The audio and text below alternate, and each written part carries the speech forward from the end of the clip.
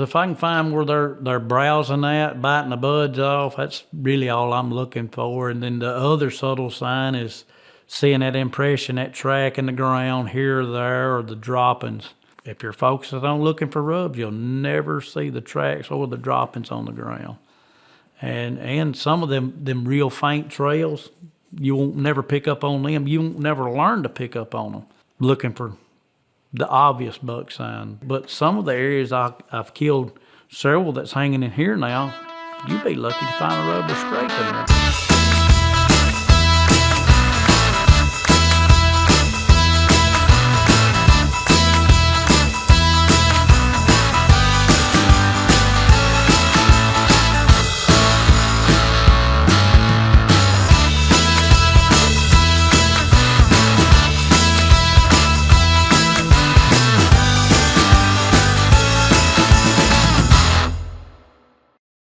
Early on when we first got started, like kind of starting to do the podcast, even before the podcast started, kind of, so those guys in the Midwest are talking a lot about buck bedding, trying to find it. Man, you can find beds anywhere.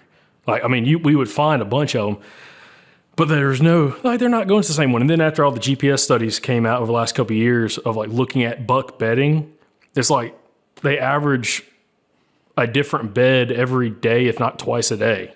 That's what I try to tell the ones I talk to. I said, out here, my personal opinion, I think they decide, wherever they decide they feel like bedding, that's where they're going to bed. But it'll be in their advantage. Yeah. And anyway, it's just... Down here, we have so many options. Like up there in the Midwest, you know, especially you start getting like really heavy cropland, it's like there's only so many places they could lay down that's not bare ground and open fields. So, you know, it's a little bit different. But yeah, that's a rabbit. I know some guys, we've interviewed some guys who have had success, and some of them a lot of success hunting buck beds and bedding areas in the deep south, especially buck. Some of the guys talking about individual beds, but man, it's so few and far between. You start looking at the hundreds of guys we've interviewed and how few of them actually do that in the deep south. It's like, it's a strategy that, especially if you're kind of not really starting out, but like you have some success, but it's not like super repeatable. Maybe not a strategy you ought to 100% go down. I chased that rabbit for a couple of years. I just never, like he said, you can go out, the beds are there. Like you can find beds, but you know, like I'd put a camera, you'd find a bed like here in Alabama, wore to the dirt, hair in it, smells. I mean, like it's being used a lot. I'd put a camera on it and it'd be an 8-point, a doe, a spike, a doe, another doe, and it's just all these different deer using it. And they just like to lay in that spot for some reason. But where I feel like I kind of wasted time with it is I would go in and then try to hunt base. I'm like, oh, I bet there's one in that bed right now, and I'm going to sit right here, and he's going to come down, and it just never worked. That might be a skill gap on my part, you know, but I just don't know. It's no different than everybody getting hooked on wanting to climb right by their cameras. I broke that a long time ago. I got hooked on that. Man, that's a stud. I want to kill him. Well, he's not at that camera. He was 2 days ago or yesterday. Yeah, we see that. I see that a lot, especially on public land, but also private land. Like our buddy's hunting club that we were turkey hunting a little bit this year down in kind of south central Alabama. There's cell cameras all over the place, and there are a lot of them are on feeders, or a lot of them are right in front of a ladder stand that's 40 yards away, and everybody in that club gun hunts. Nobody bow hunts. And it's like, you can learn something from that, but it's like if that's all you're going off of and you're not trying to find anywhere else that these deer are kind of traveling through, I mean, you're kind of chasing your tail to a certain aspect of it. And you're kind of hunting where the deer was, not necessarily probably where he's at right now. And that's the thing trail camera shows you, kind of like with buck sign. Well, some buck sign, he's like, oh, he's probably still in this area, but trail camera's like, well, he was here yesterday when I got a photo of him. There's a good chance he's probably not there today. And we've tried that before. I'm going to call that lottery hunting. I love it. Lottery hunting. Lottery hunting. Yeah, that explains why I never hit the lottery with these deer. Well, Jamie, we've had you on a bunch of times in the past. I don't know how many times we've had you on. Do you know? I think 3, because we done the laptop one time. Mm-hmm. The one at Perry's house. One at Perry's. And then maybe a phone call one. early on. Yeah, before we did video, I think we did one. Might have. Yeah. Yeah. Well, we've talked to you about tactics a whole bunch in the past. We're going to talk about it today too, but I wish our camera angles were a little bit wider right now because the bucks you have in this room are silly. I mean, you got a bunch of really, really nice deer in here. A lot of bucks that I hadn't Alabama, seen. Dude, I feel like I'm a blessed hunter.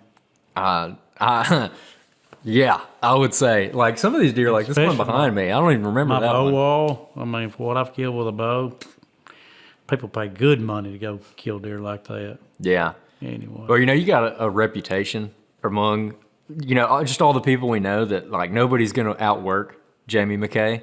That's what you always hear. So I want to talk about that today. But one thing, out of all the times that we've had you on the podcast, one thing we've never really talked to you about is how you kind of got to the point where you're at today. Like, what was your upbringing like? And, you don't just wake up and go hunting one day and start killing deer like this, especially on public ground in Alabama. I think you said that out of all these deer in here, only 2 of them are club deer, like hunting club deer, and all the rest are public deer, right? Yeah. So. And I've got 2 more at my brother's shop.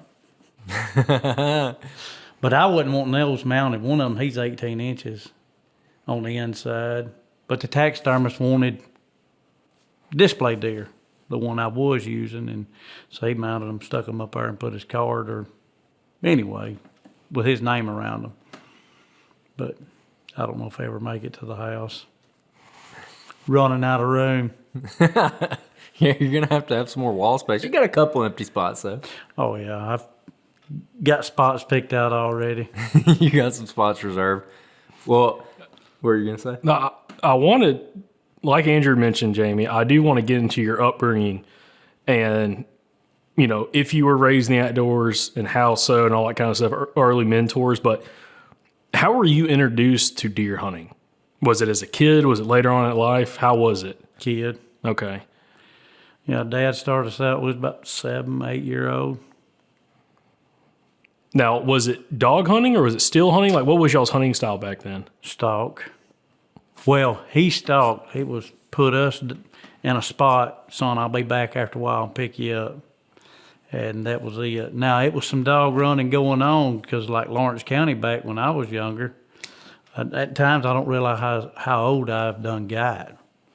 Because when you go back to reflecting, it's like, man, it's been a long time. So anyway, we'd went up there on a couple, and it was public land dog hunting. And we'd done that.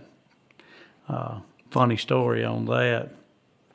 My brother and Dad went after the dogs that they was running. I stayed out by the vehicle. Well, anyway, this deer run across the road, and I shot at it. Well, my mother, she liked going up to a pharmacy up here in Moulton and eat, and a game warden come in. Well, I was telling him all about our deer hunt. I said, yeah, they was out there in the woods with them dogs, and that buck come running back across the road, and I shot at him. I was like, oh my gosh. I didn't know no better. And I'm sitting here telling the game warden all about my hunt. What'd he say? Did he say Didn't anything? say a word. But we went back and told Daddy who I'd met and told him all about our hunt. He's like, son. We got some stuff to teach you. Oh, yeah. Oh, that's funny. So dog hunting was a part of it, but also you said your dad was a stock hunter. Do you know how your dad got into deer hunting? Like, did your grandfather hunt at all, or was it something that he just got into? I'm going to say it's something Dad got into. I think I've never heard of my granddad even hunting at all. He was more of a farmer. I'm going to say Daddy, he got into it as a early age. And it may go hand in hand. We played so much ball and sports growing up, and it's, I guess it goes hand in hand. You get that competitive edge in you, and you just take off hunting. I think Daddy, when we small game hunted too a lot around the house because we lived at the foot of the mountain area and down in the valley. And we, back then you didn't ask permission to go on property. You just went hunt. Me and my brother would squirrel and rabbit hunt, and Daddy, he squirreled and rabbit hunted a lot. Now he liked running dogs on rabbits, but we never did we was in our teenage before we went and done that with him, but yeah. What was it like growing up and hunting back then? Like, what was it? Was it as serious as maybe people take it today, or was it a little more laid back? How were more laid back? It was more for for food back then. Now it's mixed between, you can tell your wife it's for food, and mine called me out. She said, "Well, you don't bring no does home." I said, "Well, I'm doing it for food, but yeah, I'm looking for the rack too." So, yeah, it's tougher now. Well, when do you feel like that changed?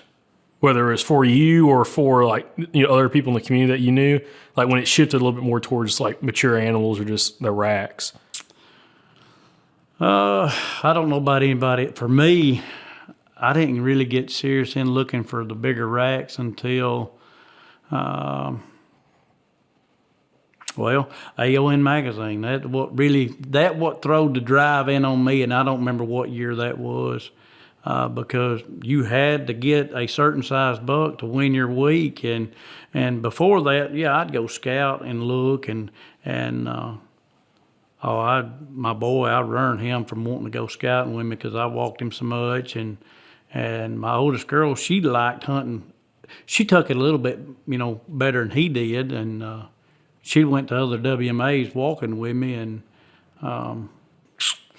I would say about that time when AON, because I would go and I would scout hard, but man, it was pretty much brown it's down, because even at that time, before AON magazine come out, it was unlimited. You kill a buck a day and 2 does a day, or a buck and a doe if you got lucky enough to see a buck back then. But all that has changed. So when you went to the 3 buck limit, and the 3 buck limit, that makes you want to be more choosy on what you shoot. You be like a friend of ours this year. He got him a really nice 8, smoked him a spike, and then got another nice 8. Well, he's done. He's like, oh man. So, well, and then also you were talking about your dad, and he liked to stalk hunt. What do you mean by stalk hunt, and exactly how did he hunt back then, especially with you guys? I guess you, and I don't know if you have any brothers, I guess dropping you guys off, but how was his stalk hunting style? He would walk slow. I never got to actually go with him, I guess because it was so intense for him. He didn't want the boys to mess him up, so he was going to put us where he thought maybe a deer would walk up. But he would take a couple steps, stop and listen. Couple steps, stop and listen. And back in his younger days, he was very successful on some nice deer. He had killed a 12, a big 10. I think he had killed a spike that he had mounted, and it had 14 or 16 inch spikes. It looked like a bull come up like this. And something else, a real nice buck he had killed. But growing up, we went through two house fires. So all of his mounts and all that got burned up. So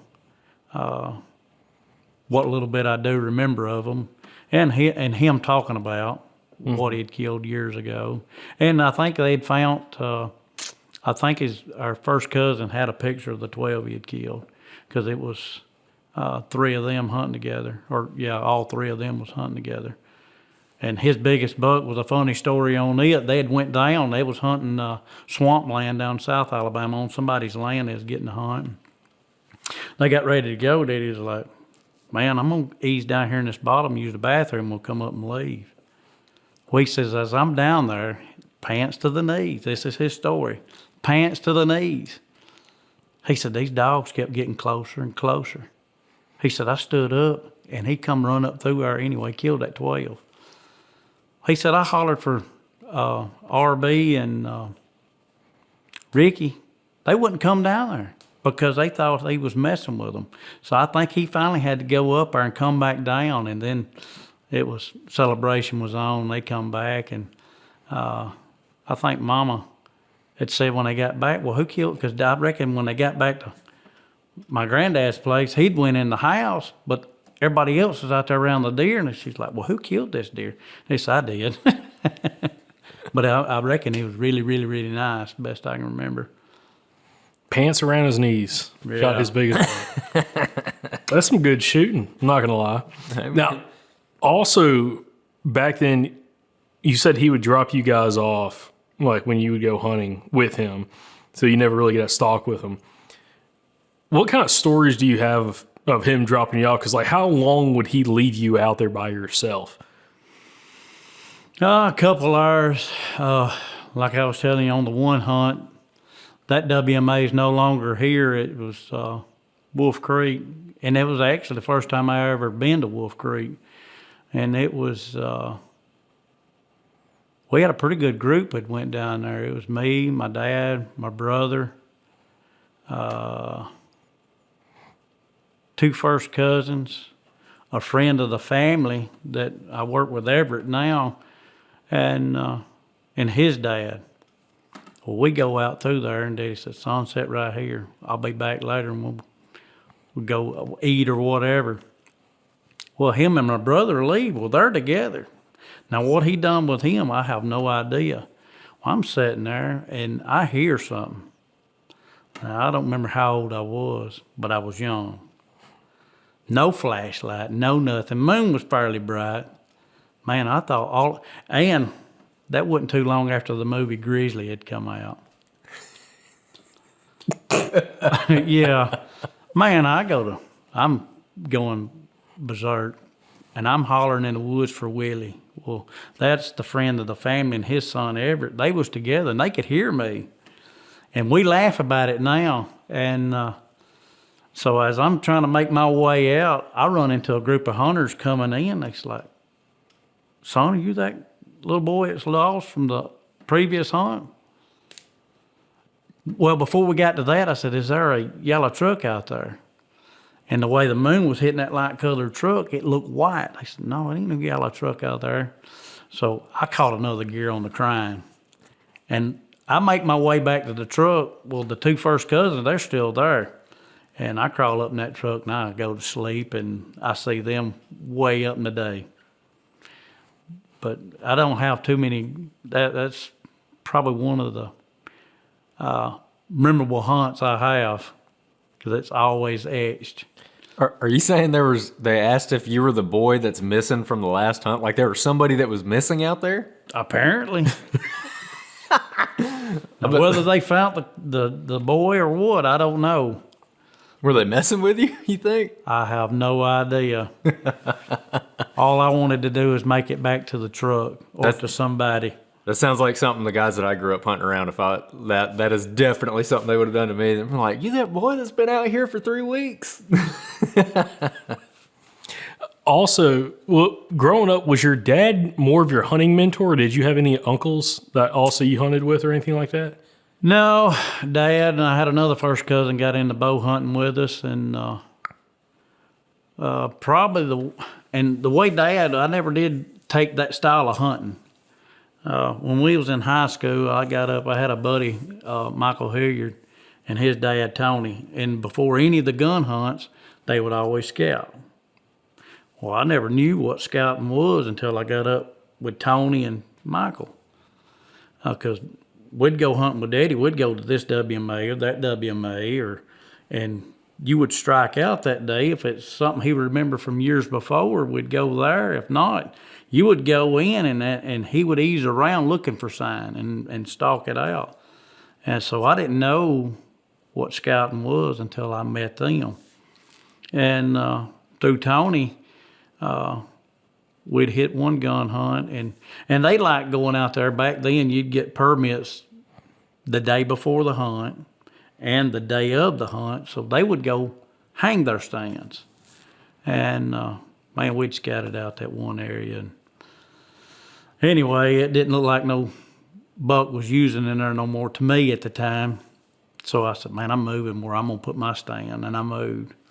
Well, Tony killed a buck that morning that when his main beams made a turn, they was both snapped off and brow tines. So we was bringing him out on a wheelbarrow, and we met up with a guy that killed a 10 that killed him. I could see the bluff where I'd plan on climbing. and he was, because it rained that morning, and he, I reckon, was tucked in under it and shot him coming through. But he was 150-inch class deer. Yeah, good deer. Now, your dad back then, you're saying that he didn't want to take the boys because he didn't want to get messed up or anything. He's kind of slip hunting. Was he trying to kill big bucks back then, or was he just No, he was a meat hunter. No, my dad, even after it got so serious about racks, he would like to kill a good deer, but man, he'd shoot for meat. He's always been a meat hunter. If the antlers was there, he got it. If it wouldn't, he went for the meat. And the reason I say that, he was bow hunting a food plot, and he had a food plot that, man, the timing, or it may have been his field, I don't know. But he could go out there and see bucks on this food plot, and he would see this certain buck year after year.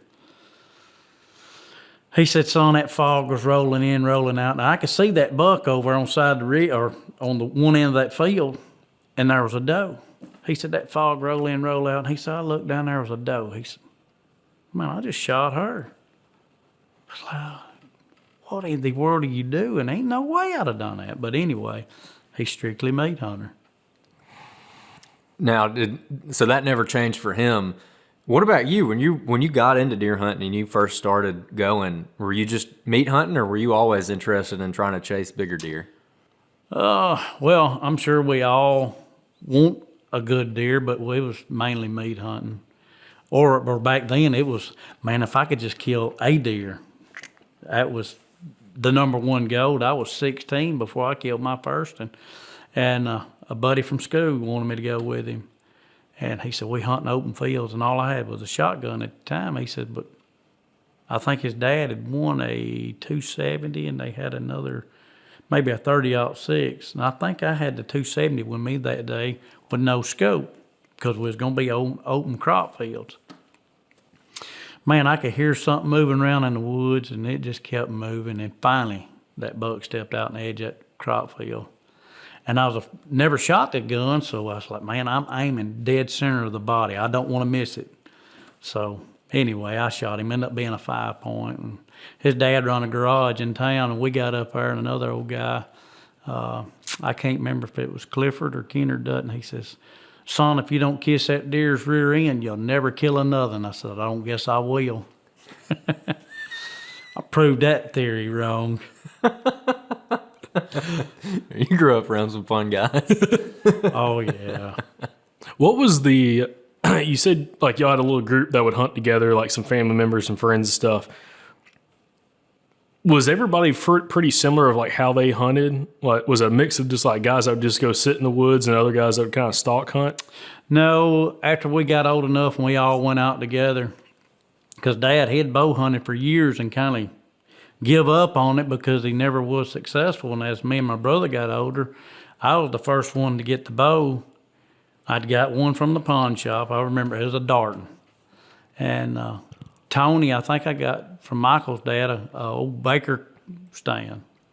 If anybody's familiar with it, where you had to bear hug the tree. And man, that was a terrible experience.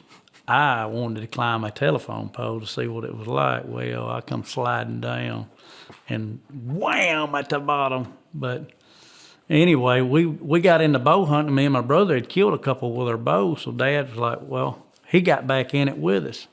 And so we'd all go out and scout. You know, you want to find the droppings, the trails, the acorns. So we kind of got over and started moving over in that transition, scouting, and Dad got his first, best I can remember, his first buck with a bow with me. He was down at a WMA hunting, and I took him in there where I had done picked out. I'd found me a tree, had 3 or 5 trees coming out of the same base.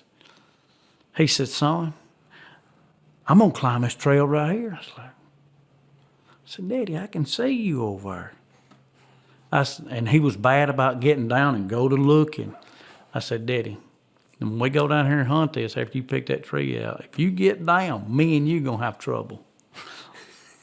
I was getting serious in with it because it was hot, scrapes everywhere. It was early season, but it was, for some reason, scrapes would pop up. And I can't remember if I had a camera or not. For some reason, I knew it was an 8-point there, so apparently I had a camera back then. Maybe it was a wild view or something like that, that was... And it might have been the camera with a 35 millimeter in it that rolled back. I don't remember, but for some reason, I think I knew it was an 8-point in there. And so anyway, we got in there, we was hunting, and I forgot what come by me, but it was several does walked by him, and we was giving hand signals, I'd say. That meant slick head. And we was doing that back and forth, and he told me later that morning, he's like, son, that doe walked through there, and she didn't stop. Like, she's supposed to stop for him exactly where he wanted her to shoot her with a bow. So we didn't get nothing that morning, and I think the next time we went down, he had found another, because he was so close to the gravel road that it's a wonder he wasn't choking on the dust. And he'd went down, and the canopy was so thick up above him, he wouldn't, maybe 8 foot. He moved down. Well, I heard him when he shot that morning deer. I could hear it running, it piled up, and I think he killed like a spike or something. But even back then, killing a spike for us was, man, it was major accomplishment. I mean, you got one with your bow. And I still feel like anything with a bow nowadays is a good deer, if it's a doe or a young buck, if that's what you want to shoot. But anything for a bow kill, to me, is still just... How old were you when you killed your first good deer with a bow? It doesn't have to be a huge buck, but like a nice rack buck. How old do you think you were? Let's see, it's 25 years ago. I was 25 years old. See, that's easy math there for me. And my first deer is at 162 and 8 back behind you with a bow, my first buck. Yeah. That one? Yes. That's your, oh my gosh. Wow. Okay. So I'm lucky, man. I'm just sheer lucky. So it might be the off season, but we're still always thinking about whitetails. And if you're looking to get more mobile this fall and you're looking at saddle setups, the two most common designs you're going to see are a single panel design or a double panel design. They both have their advantages and disadvantages. A single panel design is going to be more comfortable right out of the box, while a double panel design is going to be much more adjustable and customizable to your fit. We always say on the podcast, saddles are kind of like boots. Different people are going to like different things. As a general rule of thumb, I found that heavier set guys typically like a single panel more than they like a double panel. But other than that, it's just really a matter of preference. I personally use both of these saddles. This is the Method 2 from Latitude, and this is the Lone Star from Latitude. I will say that the Method 2 is really nice because it's a 2-panel design. It's almost like you have a built-in back band that'll take a little bit of pressure off your back when you're sitting down. But if you're just getting into saddle hunting and you want something that's extremely comfortable right out of the box, the Lone Star is going to be your go-to. It has an advanced hip pinch reduction system in it, so right out of the box, this is going to be very comfortable, and you're not going to have the hip pinch issues that a lot of people have when they first get into saddle hunting. So if you want to be more mobile this fall, check out latitudeoutdoors.com to see these two saddles and a bunch of other mobile hunting gear. We've enjoyed them a lot, and I think you're going to enjoy them too. All right, guys, we got another in the field tip for you today. One thing we're doing right now while we're out here scouting is looking at overlooked spots and overlooked by us. One thing we always do while we're in the field is using our tracker on OnX Hunt to be able to not only see where we've gone, but where we haven't been, and that's what we're gonna go look at. So today, we're actually gonna work up into a drainage that we haven't been to before. We've walked all around it, but we haven't been up in it. And again, it's a very important factor of using the tracker so you can see where you have been and where you haven't. A lot of times those places you haven't been is your overlooked spots. So if you want to try OnX Hunt, you can download OnX Hunt today and use the code SOUTHERN and save 20% on your membership. So outside of turkey calls and a shotgun itself, my favorite piece of gear I've ever bought when it comes to turkey hunting is a red dot sight. And my new favorite is the Vortex Viper enclosed red dot. So most of the time, I'm just using the 3 MOA dot. I like just a clean single dot in my sight picture, nice and open sight picture. But I've already run into some situations this season where I'll actually switch to the reticle that is a 3 MOA dot with a 32 MOA circle around it. And the reason I like that reticle is because it allows me to see my nice little point of aim where I'm going to put that dot on the turkey's wattles, but also that circle is going to show me roughly where my pattern is going to go. And for me, it just makes it a little easier to visualize where my pattern is going through the woods, which helps me determine whether or not there's too much brush in front of me, or whether half my pattern's gonna catch something between me and the turkey that I don't want it to hit. So I really like that multi-reticle option, and I think you're gonna like it too. So to check it out, along with everything else that Vortex offers, head on over to vortexoptics.com, or you can just hit the link in the description of this show.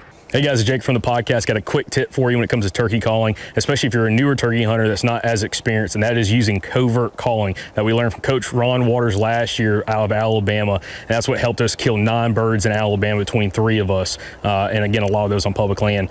You don't have to be a great caller like I mentioned, and all it is super soft calling at like a 20 to 30, maybe 40% volume level when it comes to calling. I really like a friction call to do that, doing soft clucks, purrs, and yelps.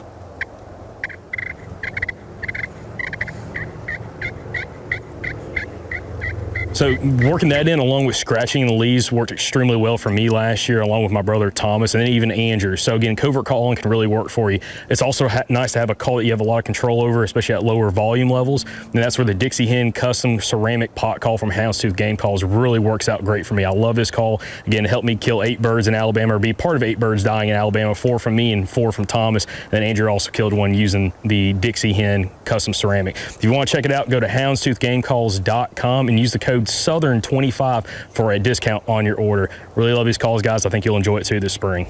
I do want you to tell that story, but not just about the hunt, but was scouting a big factor for you for that deer? Now, I'd hunted this area a lot and took my father-in-law in there several times. And man, we never left a stand in the woods. This is 3 miles back. And if we only hunted a morning hunt, we'll walk out with that stand. If we decide to go back in, we would carry it back in.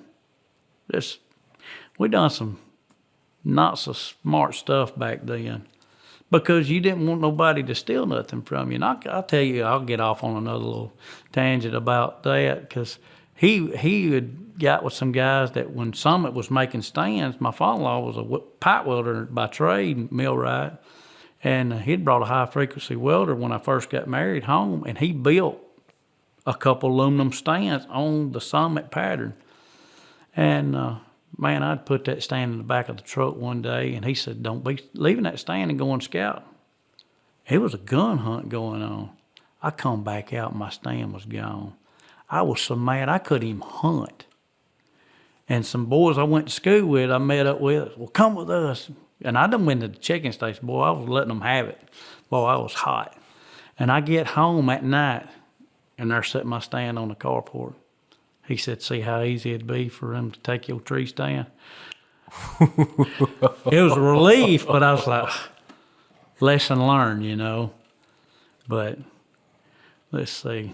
And I got off on that. Yeah, but going back to that deer you killed with your bow, you said you hunted that area a whole bunch, but was scouting a factor for you? Was there any history? Like, what was it like?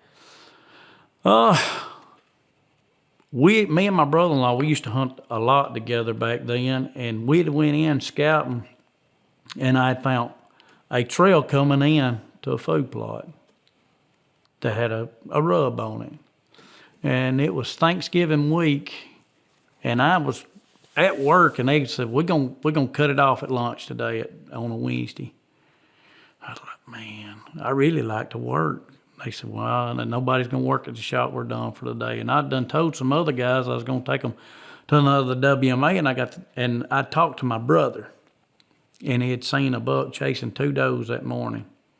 He said, man, he followed the one that went the other way. He said, if he'd have followed the one that come by me, he said, I'd have shot him. I was like, man, so then it got the wheels turning. I said, man, I need to be on that up there on that trail. So I explained to them how to get to the other WMA to scout it, and I let out. Man, I come home and got back there, and when I made it to the field, it was a doe bedded right in the middle of it. I just walked right out in it, flushed her out, went in there, climbed to watch the trail. And I climbed a tree, and I turned parallel with the field instead of being stuck out, and I didn't want to turn back to the woods, but I felt like parallel would be my advantage because the trail was on the other side. So, man, and I don't mind sleeping in the woods either, so, man, I was tired after making that haul in there. and working that day, half a day. And I took a nap, and I think it was 3 o'clock, and I'd woke up, and I looked back, and you know, I done walked through this field, and I looked back up on this hill, I could see a doe walk up, another doe walk up, another doe walk up. And I'm sitting there, I could see a back of another deer coming up, and they're about 100 yards or so. And when it come up, he raised his head. I said, oh my gosh, I wished I had my rifle. And I'm sitting there watching him, and he cuts one out of the bunch like a cutting horse. And she runs down there to me and starts feeding right in front of me. So, yeah, I've always heard the story years ago, if they can see your eyes, they going to pick you out. And I look down, she's looking at me, and I close them.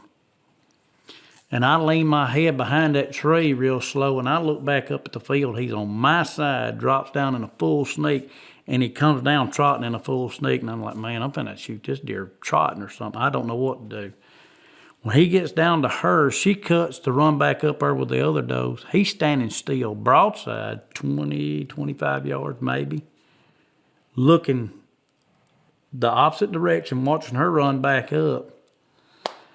And we used to shoot tournaments. I used to shoot them a lot, my brother, and now he's got the archery shop and shoots senior pro and all that, and he took off with all the archery shooting on tournaments. I'll go shoot his to stay in practice, but I like to hunt them. So anyway, get back to going to shoot this deer. When I release, I could have swore I had it in the sweet spot.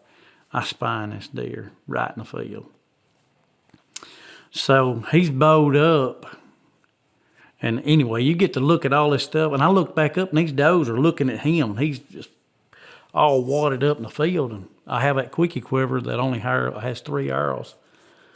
Well, I shoot him with another, and I'm down to 1. It's like, man, I really don't want to shoot another arrow. And this deer gets up. He staggering falls at the edge of the field, and I'm watching him. He gets up again, and then he's painting trees as he's falling. And then when he gets out of sight, I climb down. I leave tree stand and the bow underneath the tree. Oh, yeah, and it's still good light, and I leave out. And I get to Dad and them's house, and I'm trying to tell them what went on. And man, when I try to speak, all I can do is cry because I knowed he was a big deer. And finally, when I got settled down, he said, oh, son, that deer will be fine. He'll be there the next day. I said, you ain't got to go, but me and some more finna load up and go look for this deer. Because I'd heard of somebody else leaving a deer overnight that got, man, the coyotes just chewed him up. So I wasn't taking that chance. Being my first really, really big deer, and I'd mounted maybe one other deer. I think I'd killed a good deer before that with a gun. And it was 5 of us, and I went by Tony's house to borrow his deer cart. And Tony's like, I'll be more than happy to go with you. I said, well, we got plenty. We got 5. And my father-in-law had to work that night, and he was with us. It was me, my brother-in-law, my dad, and my father-in-law. And we lied out and hoofing to get in there. Back then, 45 minutes nonstop, I could get in there. Now it's breaking in a little over an hour. But anyway, we make it back there, and we start looking for the deer, and when we ain't finding him. And we're running out of blood. And I said, well, y'all start circling and see what y'all can pick up. There's a gap down here we think he may be headed to. And we walked right up on him, me and my brother-in-law, and then it was happy days at that point. I don't even know if we had a phone. I know I didn't have a phone. It was a long time before I'd got a phone. Maybe my brother had one. I don't know. But it may have been digital cameras back then.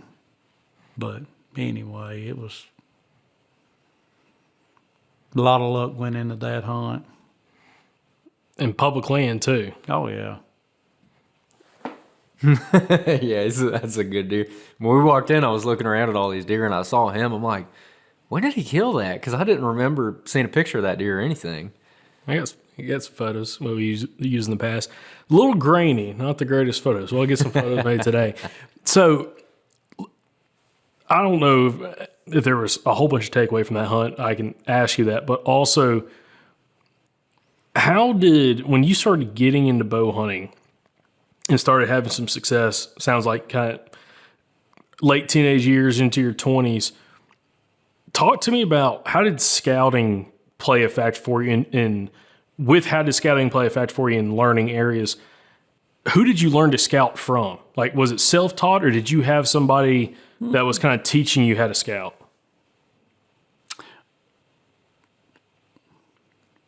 I would say, a little bit with Tony. And I got Tony Myers to go with me one time because I told him about a hunt me and my brother went on. And I wasn't too good on trees then. And, man, Tony rode over with me, and he's like, this tree, this tree, this tree. Man, it's like, holy smokes, man. Tony's a wealth of knowledge and very slick on his hunting. But I would say just sitting around with a group of guys talking, you just, picking up this little bit of there and here and there. But back then, you had no OnX. I didn't even have a phone. And you had your paper map. I never used the compass. I just look at the sun and tear out walking. But what really was rough back then, you would put all the miles in, but you had to backtrack the same what you done walked through. And I done that all the way up till I got a phone, and I didn't have OnX or nothing like that until we built this house. So we built this house 2013, something, after 2011 tornadoes come through. And I may not have had OnX then, so it was always backtracking. But I'd walked so much, like I said, and I've walked a few people. I've had pastors to go with me walking, and man, they'll be at the pulpit. Man, they'll talk bad about old Jamie, how I walked them. Oh, yeah. Man, I didn't mind. I enjoy walking. I like scouting, and I've been in a few hunting clubs. Like we was in one in Marion County, had 5,500 acres, and it took maybe a year and a half, and I could go anywhere on that 5,500 I wanted to by foot. And there's places where, a lot of the WMAs, same way. It's just tire out walking, and over the years, you just learn it. But then when I got the OnX, it was like, the light bulb went off. I don't have to backtrack. I can go see new areas. And, but yeah, just trial and error. Learn it I didn't really learn it all on my own, but I picked up, just by casual conversations with your buddies, what they seen and stuff. But I guess you'd say, a lot trial and error and what I found on my own. We're going to talk about the sign that you like to key in on, and we've had you on again multiple other times, and some of it we're going to discuss, but maybe a little bit different way. But I know like trails is something that you really like to focus on. When you got into scouting, one thing, as much as you said you enjoy walking, covering ground, seeing new areas, especially early on before OnX and now everything that we have that we can kind of keep track of where we've been and what we've seen dropping pins. How did you, in your head, try to remember where you were finding certain things, especially year over year, like more like that historical sign in areas that you've walked?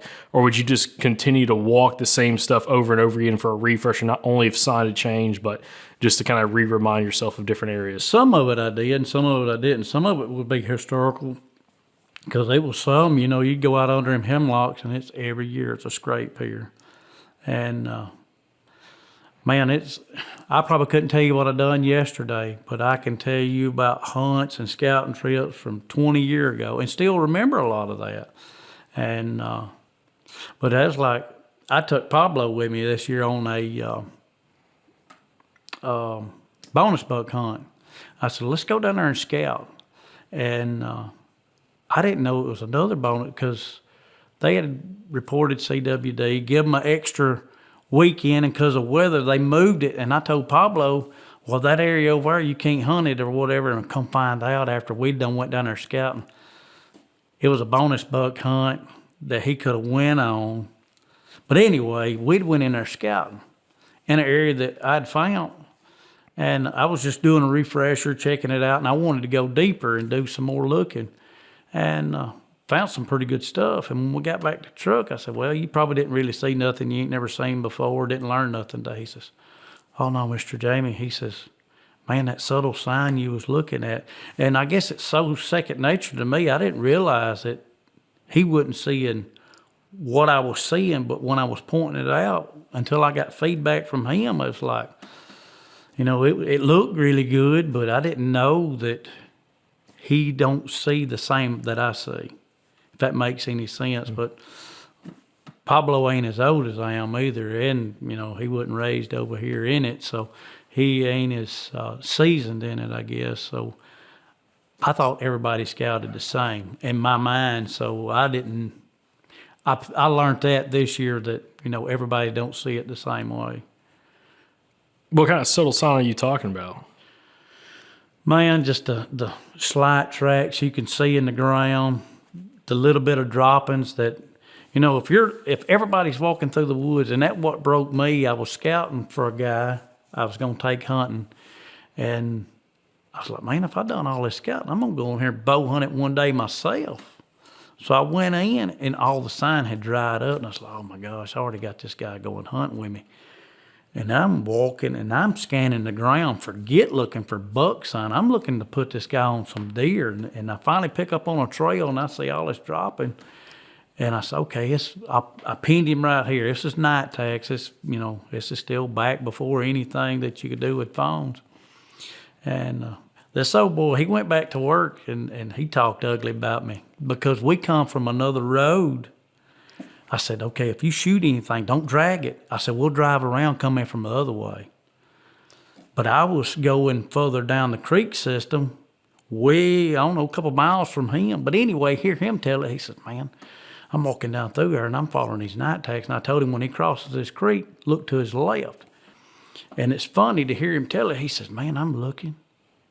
He said, next thing I know, I'm looking at the sky. And I see night tags going up. He said, I start shedding clothes.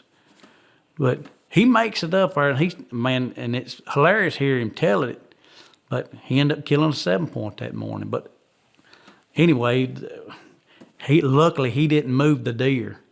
But he'd got a little ill that morning because he thought since he had walked so far, he wasn't around nobody. Here comes some flashlight. He said, oh man, he went on. And then, you know, he's in the mully grubs, and here in a minute, here come that 7-point down through there, and he killed him. But I done got off on another hunting story there. But the subtle sign, and you know,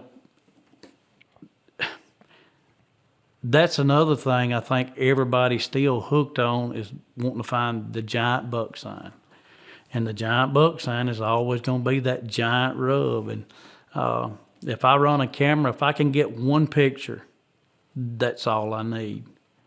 And then I'm going to go looking around for, you know, if there's buck sign in the area. But some of the areas I've killed several that's hanging in here now, you'd be lucky to find a rubber scrape in there, because the old saying, it took a long time to learn it. Find the does, find the bucks. And I've climbed on them ridges with them does, and I was like, man, all these does walking through here, but no buck. Look, the timing wasn't right. Don't give up on them spots where the does is at. Keep sliding in there as long as you're not getting busted. And even if you do get busted, I mean, hunting WMAs, public land, if it's a gun hunt going on, yeah, I like to, when I'm bow hunting, I'll pay attention to the wind, and I try to loot, but I still try to hunt in the same areas. And so I wouldn't give up on the doe groups. I mean, man, but going back to the subtle sign, I mean, you point out where they're just biting the buds off the ends of stuff. If you hunt different WMAs, you'll hunt WMAs that's big open hardwoods, and you'll learn to where you hug the tops where it's a little thicker at that normally on top of the ridge right there where it crests off on them long ridges, it's going to be normally a trail running parallel about 15, 20 yards off. And, you know, you can always go in the bottom creek system, find rubs and scrapes. Normally going to be nighttime. I don't mind bow hunting every now and then on highly pressured days. if I feel like, or I know I'm dropping off a bluff scout to get on this point leading up off this creek system, I know these guys is coming from here, I'll go in and hunt on them to get the push, and it's worked out pretty good. But then when we go back to hunting different WMAs, when you're going from different WMAs, you got different terrain, different woods, and used to, I'd be like, man, if it ain't open hardwoods, I don't want to be part of it. But as I jumped around, I'd rather hunt a pine thicket now than I would anything, because it's full of browse, and the deer feel comfortable moving through it. And that's some of the subtle sign this year. They didn't lay a lot of sign. There's a certain WMA we like to hunt as the year progresses on for a later rut, and we get down there. And I went to where I was at last year. This creek, going back to a creek bottom, it's always eat up in buck sign, rubs, scrapes, and I got in there that morning. And I'd let 2 8-points go in there last year, and I still kicked myself on the one because I let him go twice. And then as I settled down and closed my eyes and think back, I was like, man, that was a good deer. Real good deer. Probably mid to upper 120 class deer. But when they run a doe underneath your stand, you only got but just a few seconds. And when he stopped, I said, man. But when I got to play it back, I said, his neck was as wide as his jawbones. And then when he run parallel to me about 25 yards, I said, them 2s and 3s was about the same, maybe about 7.5, maybe 8 inches apiece. I don't know about browse, but I was like, oh, you messed up. But this year, get back in there, I got in there, and the sign wasn't there on the creek bottom. I said, man, I got to do something different. So I scouted on my way back out, and I got up in the thicker stuff. When I say thick, it's thick. But, man, you can see where they're just biting the little, like a privet hedge. Man, they eating all them little green leaves. And you get to looking real close, and then you start picking up a little buck sign. And, man, I seen, after I transitioned and went up there, I went back and bow hunted, went back on a couple of the gun hunts. I let an 8-point go. I was seeing enough. I told my father-in-law, I said, I'm going to put you in that tree I was in. And he got to hunt. He's retired now, so he went down on the day I had to work on a Thursday and actually killed a decent 8. And it looked like the one I'd let go, but not sure. But I put him in that tree. And he had seen, I forgot how many deer that day. And I'd climbed over, I'd killed that 9-point over in the corner on the top out of that tree. It's just a really good tree. And I'd seen a spike and a couple of does, but I told him, I said, that next day we went in, I said, I'm going to go just try something out of the blue that we used to hunt years ago where they'd cut the trees, the cut over, and look in the sage grass. He's like, well, can you not find that tree? Yeah, I think I can find it.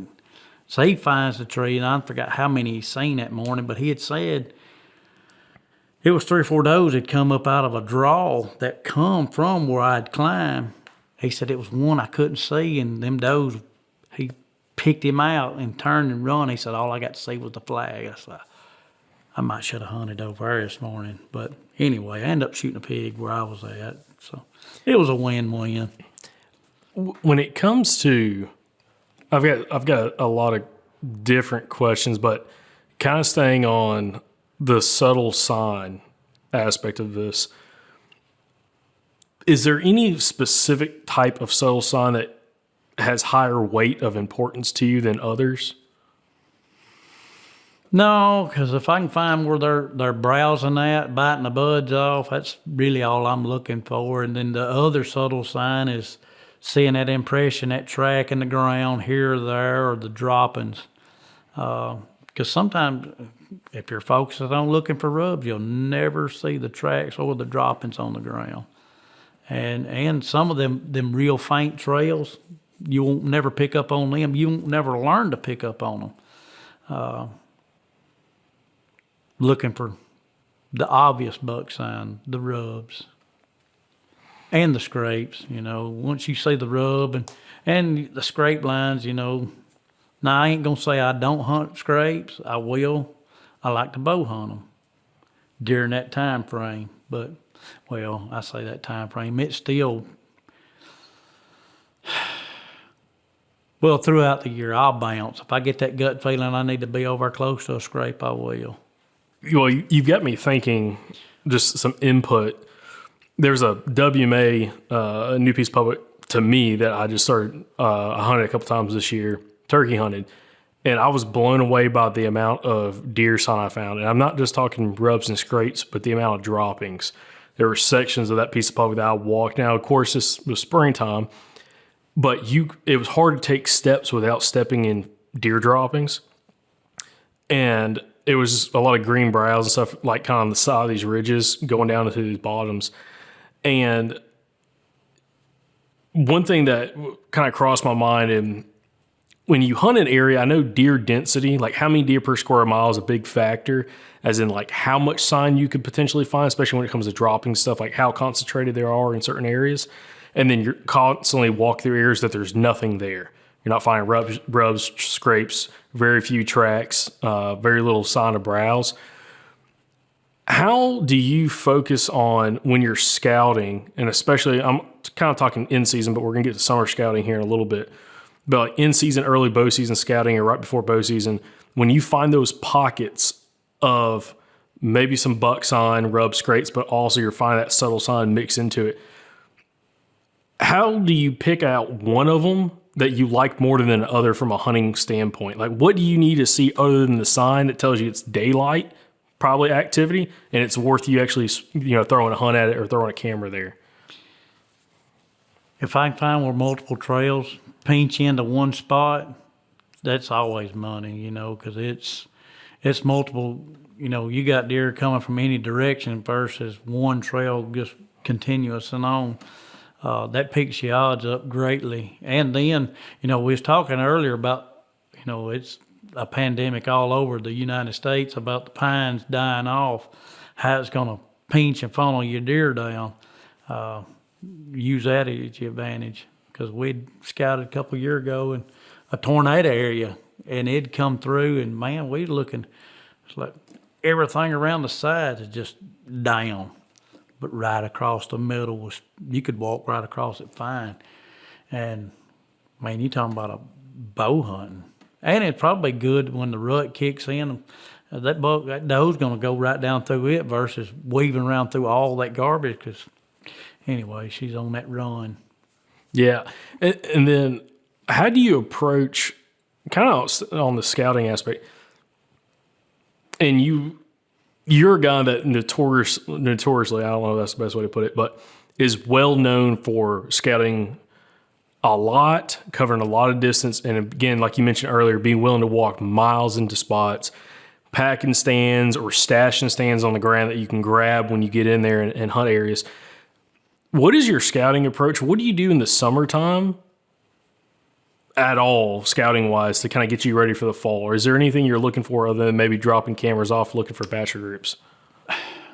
Probably just dropping cameras off, because I've slowly weaned down on the summer, because the sign, I'll go back to areas that are well known for me that I've had success in, and I'll put something there as far as, and for years now, summertime, I was out there just grinding her down, and then now it's like, man, let's back off of this a little bit, because I ain't gonna say it's useless.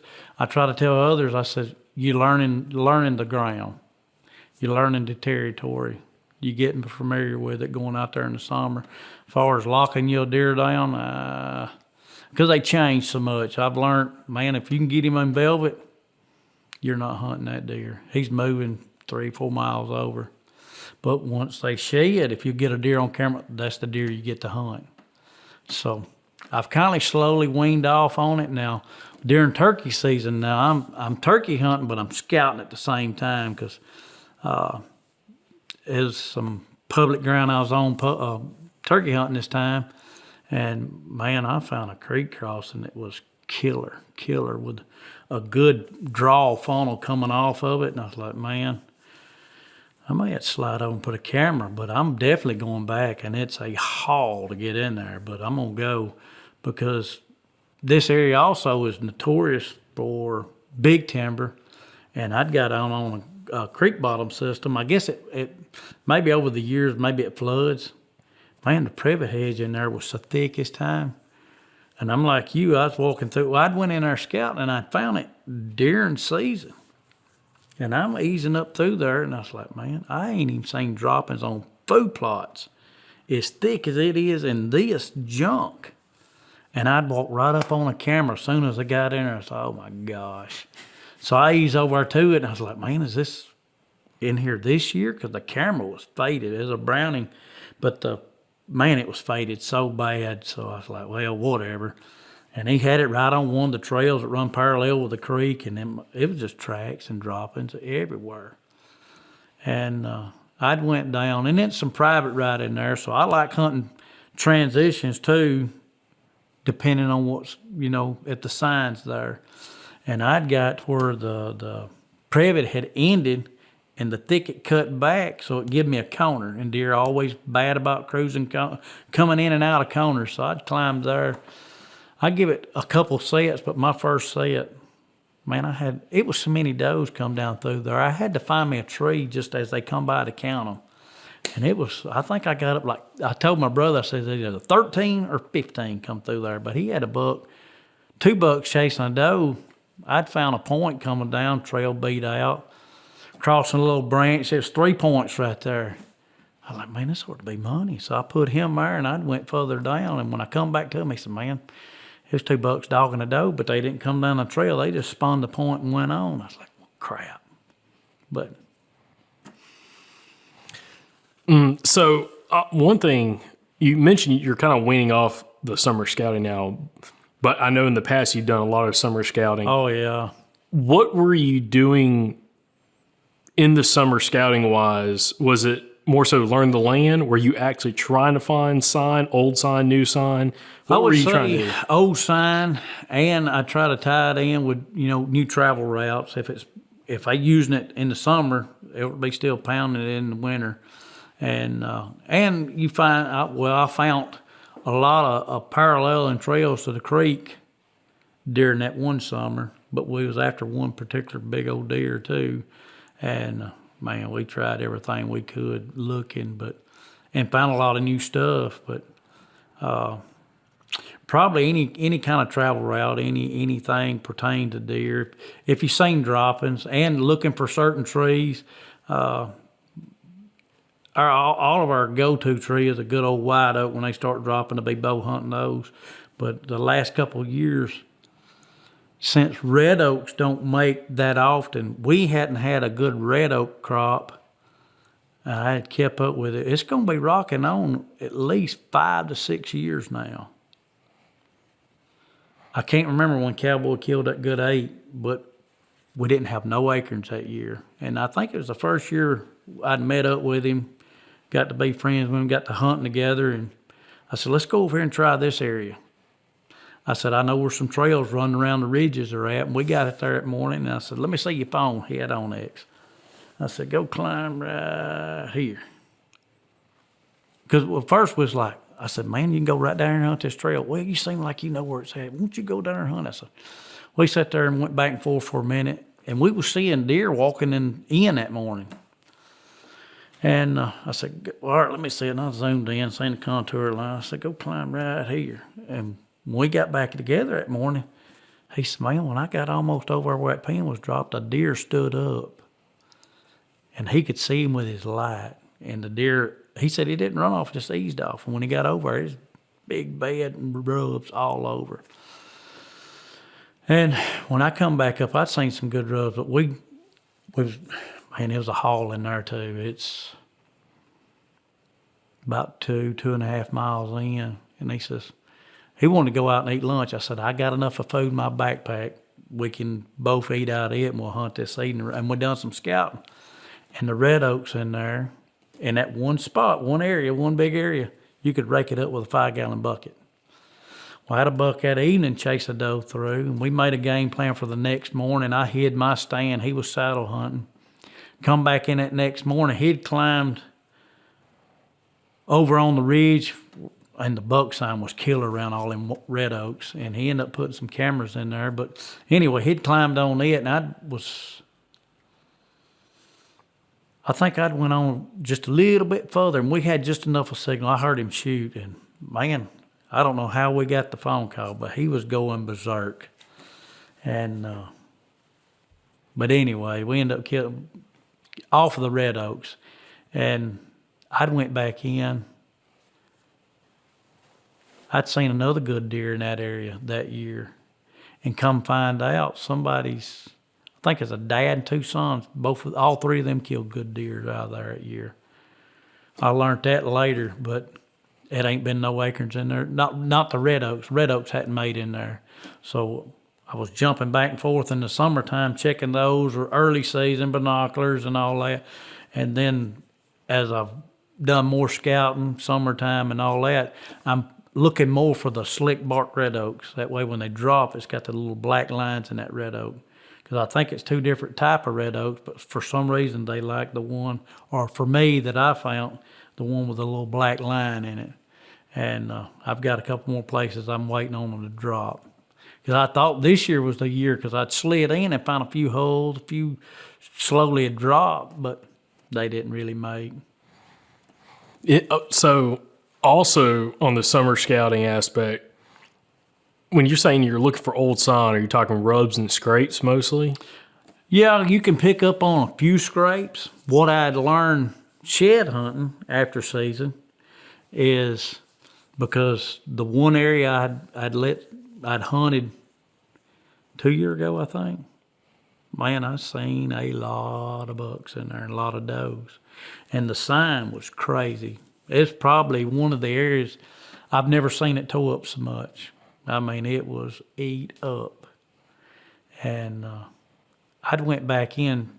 I thought, man, that many bucks. And then what the cameras picked up, I said, where'd be able to find some sheds? Well, I went through there. And I'm going through. I was like, man, half the scrapes since the beechnut trees leaves hold on so long, all them finally let go. I said, man, if I didn't already know what was here, people would walk by this and scratch this off that it's no good. Because I would say 95% of the scrapes was covered up. And then the rubs then look really old. They're not as easy to pick up when they done faded, unless you know they was there. But anyway, all the fresh buck sign, it was completely covered.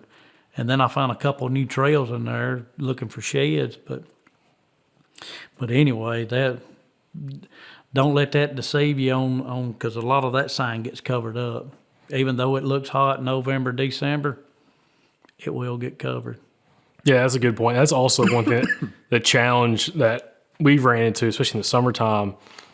You can find old rubs, but the scrapes, unless it's in an area that just doesn't have a lot of understory growing up, or just the scrape was still being used very late in the season, so it didn't have a chance for leaves to kind of start covering it up, it's hard to find a lot of stuff, so it's really challenging. That's why I was asking you that. And then what did you do, or what have you done in the past to try to locate bachelor groups in the summertime? And I know you said it's a challenge. It's one thing to find them. It's another thing to try to kill those deer because they like to relocate. But what did you like to focus on, or what do you like to focus on to try to find bachelor groups? I like putting cameras. I'll put my cameras on creek crossings and trails. And if I can find where multiple trails intersect, drop a camera there. Because I'd had a camera on top of a bluff one year that I was getting a really nice buck on camera. I thought, man, they was going to have a hog hunt go through. And it's like, man, if these hog hunters, they'll walk the top of these bluffs, they'll find my camera. So I went to searching a little bit further up through there, and then I'd come up on an intersection. I said, oh, I'm going to put this camera here. Well, I ended up picking up on another good deer. On that, actually I had the Big 10 and the 8. Both of them was on that one camera instead of just having one deer, and it ain't 300 yards down there. But the Big 8 never showed up on that camera. The 10 did, but not the 8. Moved the camera up here to this intersection, and then I got both these giant deer on camera. But yeah, multiple trails. Multiple trails. Is there? It's not just multiple trails. I'm sure there's got to be something else that you're looking for with the multiple trails. Is it because you hunt a lot of hill country? Is it more like kind of higher elevation, lower elevation? Do you want cover close by, good food sources? Is there anything else that's a factor for you when you find intersecting trails? That one particular area, it ain't no transition. It's a little bit thicker, but summertime, you know, there's a lot of red oaks or not red oaks, but white oaks in the area. But at that time, you know, you really ain't got no acres dropping at all. I guess summertime, I'm still looking more trying to put my cameras on travel patterns and transition lines, because they still walk a transition line, whether it's summer or winter. In early season or like early bow season, which the thing down here in Alabama, we don't really open up to October. It's not like some of these other states that opens in September, like Kentucky's one that comes to mind, Georgia, where you can catch a buck very much still on a summer pattern and that real predictable movement pattern. But for early season for you in October, how often do you, if you are using cameras in certain spots and you're catching bucks on camera, how often do you or would you want to see a buck on camera to give you confidence that you can kill him somewhere in that area? Is it once a week, a couple days a week, you know? Well, I think, I mean, if I get multiple pictures, it's great, but there's some like this 8-point over here. I think I had one picture or one day. I think I got one like 4, one at 6:30. He walked back, undoubtedly maybe some acorns had fell off early. I don't know why he was there, but I got a couple pictures, but I didn't kill him there. That's the one I went in and hunted several. I think I made one bow hunt and a muzzleloader all day hunt. And then after that, even though I had got him on camera there, I didn't focus on him there. I went back to my doe group and ended up killing him, where I've killed another buck because the does like to hang out there and cut around this bench coming up a point. But I guess the older I've got, the more I get away from hanging and getting my heart set on one that I have on camera. I've got way away from that, where you set up at night and you trying to plot, man, how can I get in there? Where do I think this buck's at right now? I don't even get into that no more. Well, one thing about you that audience members watching or listening to this, if they're familiar with you, knows that you're willing to work extremely hard and go in very far distances in order to get opportunities to some of these bucks. Why is that? As in, what got you so fixated on getting super deep in? Because we know guys hunt some of the same pieces of public land that kill them close to the truck. Other guys going, a mile or two, and you're sometimes going in over 3 miles to some of your spots. What got you to have that focus to do that and want to have that sense of not only adventure but being willing to go that far in? Man, I don't know. I guess the competitive, you want to kill you one, and you just have that drive, that passion for it. Because I have killed them close to the road, and I've got some spots close to the road. But and I got that one buddy. He likes walking just as much as I do. Old Cowboy Elston. He likes it. He likes it just as much as I do, and I feel like he likes the camera part better than I do. If you can get you a buddy willing to go in and do some of the footwork, it helps a little bit too. He don't get to hunt like I do though. So I do a lot of solo, a lot. We might get to hunt a couple bow hunts a year, maybe a gun hunt here or there. And I don't know.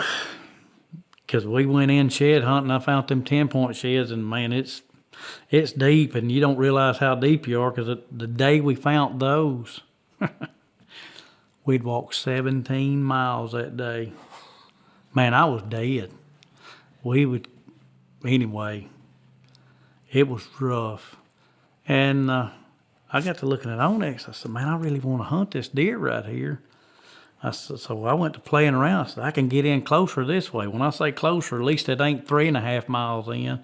It's like, I think I hit that stand like 2.5. So it's 2 3/4, 3 mile mark.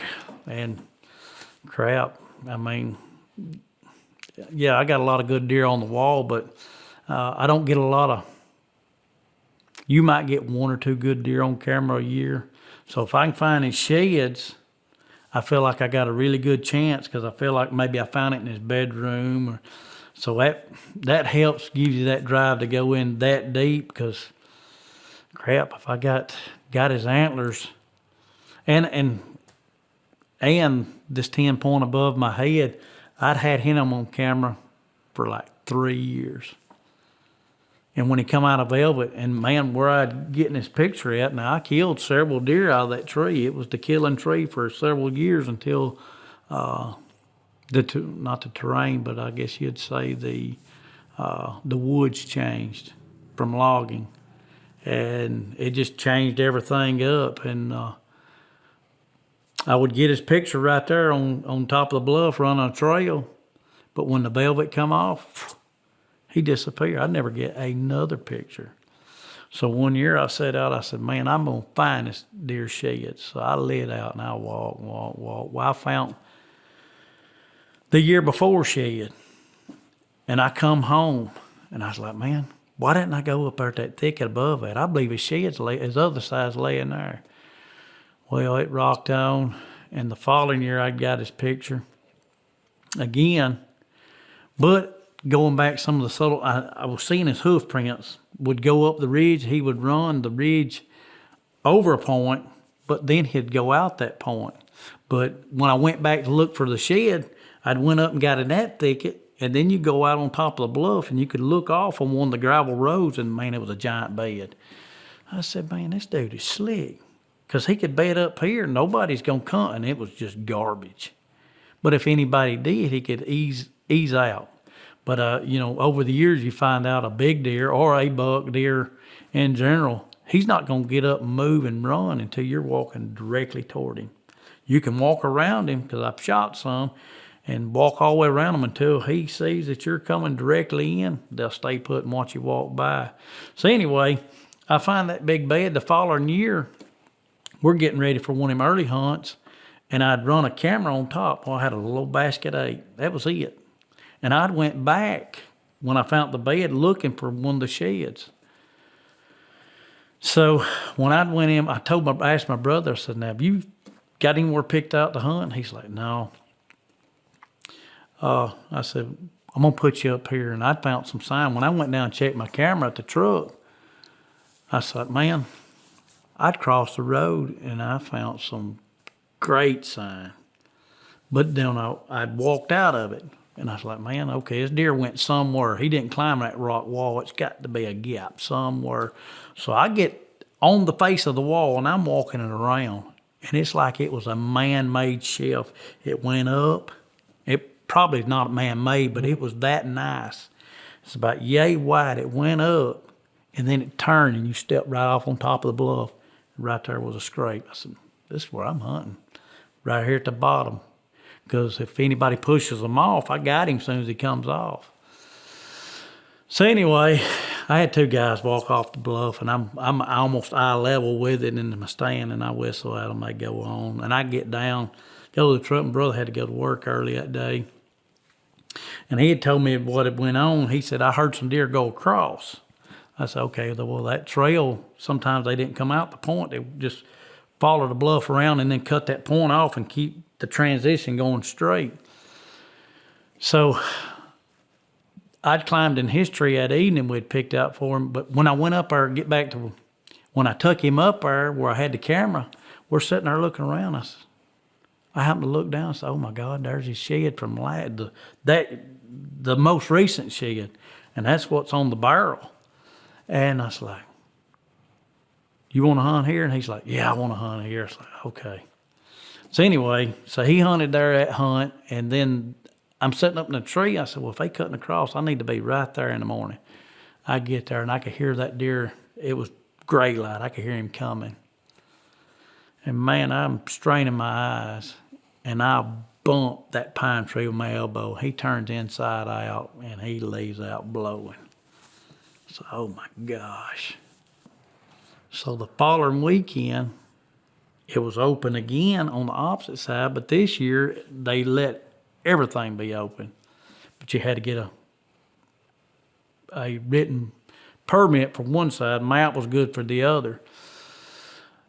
So I was on another good deer on one side of the mountain, and man, it's deep in there. And I'm sure y'all get into this too. I'm sitting in the tree on this big deer. I said, man, I need to be over yonder hunting that one. I need to be over hunting. I climbed down, and it's like an hour. It's all straight uphill getting out of there. I'm coming out, I'm pouring it.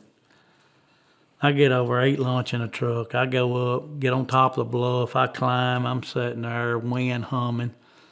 And anyway, around 4 or something, here he come walking down that draw and end up killing him.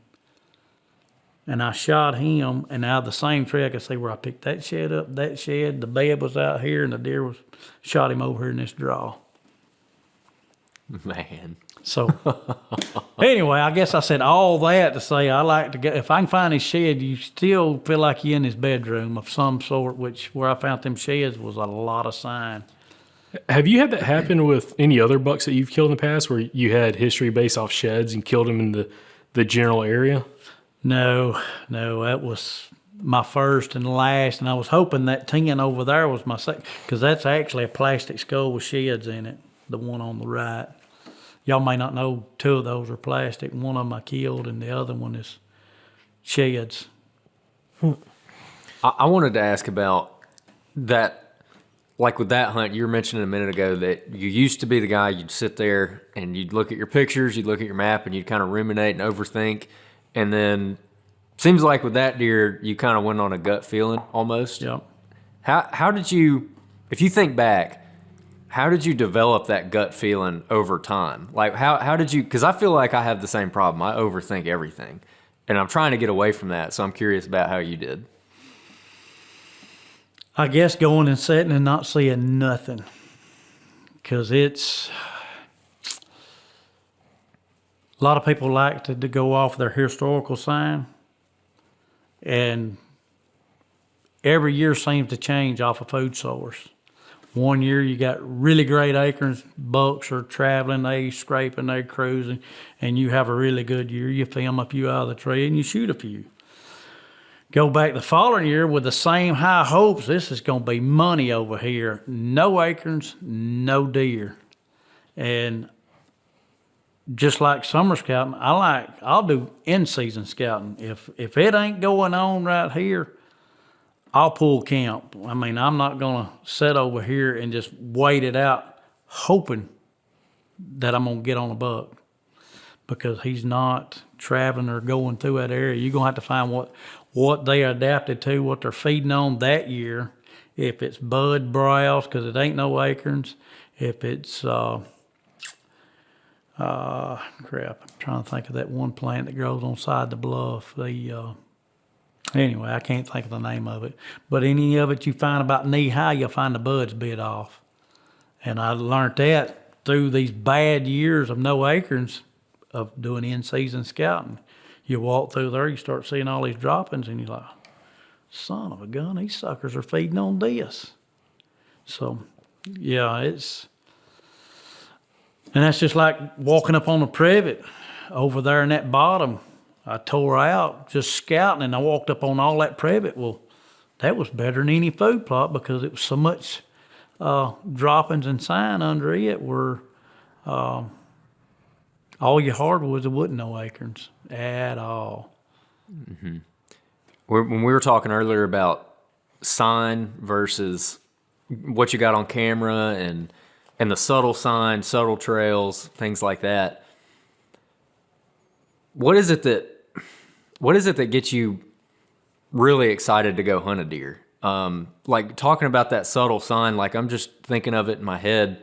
Like what gives you the confidence to go in on just that subtle sign and not necessarily have to see a basketball sized rub and massive scrapes all over the place to hunt a deer. Like, what keyed you in on that sign? Because I find it really hard to sit on anything where there's not really obvious sign. I guess over years of experience, because I've had the experience over the years of sitting on all that sign and not seeing nothing. And once you develop learning what he's browsing on and feeding on, I know I have a better chance of hunting that deer or a buck or doe or whatever. Because if the rut's coming on, if the does are there, the buck's is going to come through. I guess that's it, because I don't know, just years of experience. I don't know. Be honest, I don't know. I mean, I'd rather give up a morning of hunting and get my scouting in to find what they're feeding on and their droppings than go over and set on what I found last week. That's, fresh rubs, big rubs. Mm-hmm. Well, I mean, like, I actually love that answer because it's woodsmanship. That's all it is. Right. Like, over the years you've developed that, and you can't just have someone tell you what that gut feeling's going to be. It has to be something that you go out and you develop yourself and put in the miles for. And like I said, there's a common theme in this podcast. You keep saying, man, it was a haul to get back in there. It was a long walk. Every story, I think, has been like that. And speak about that. I want to know your most miserable drag out story. You've got to have a couple. They all that way.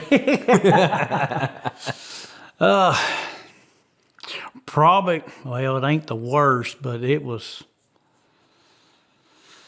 bad though.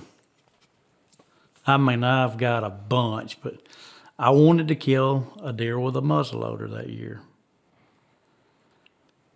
And they give rain, so I slept in, and as soon as it quit, I tore out, and deer was crossing the road. And I jumped out and got over there and seen, I could have shot a doe. I said, I ain't shooting that small doe, but I need to get over here. So I jump back in the truck, get over there and park. It's 2 or 3 miles in. And I'm sitting in there, and it looked like a buck bumping a doe at the end of this point, and I wasn't quick enough to get a good look at him. And I'm sitting up the tree, and I was like, man, I really want to kill one with a muzzleloader. Well, there's a doe browsing down the ridge over from me. I said, man, I'd like to kill one, but I am deep. And I look down, and I have a doe coming up, and I'm looking at her, and I'm looking at her through the scope. And I'm still doing that big debate. And she looks up at me, and boom! She goes over and piles up, and I was like, oh my gosh. I said, well, I could go out, come off the mountain, get my son, go back up, and we'll get this deer out. And I said, nah, time I do all that, I'll probably have her to the truck.